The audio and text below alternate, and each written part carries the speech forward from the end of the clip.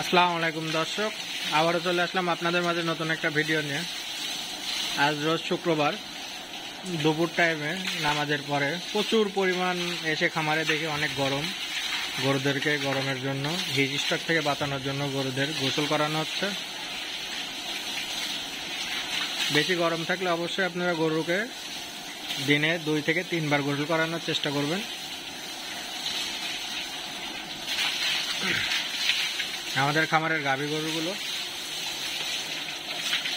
প্রচুর পরিমাণ গরমের কারণে গরুগুলোকে দুপুরে গোসল করানো হচ্ছে।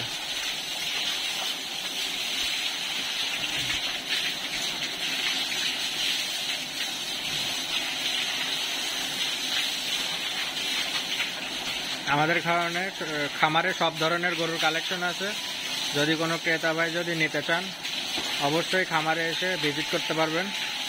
আমাদের খামারের ঠিকানা পাবনা জেলার ঈশ্বরদী থানার অরণখোলা হাটের ঠিক পশ্চিম পাশে।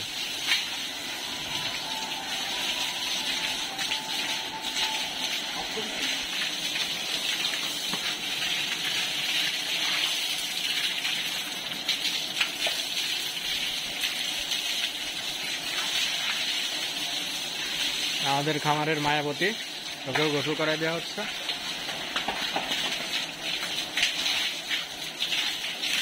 সাবধানে, কানে যেন পানি জানবে।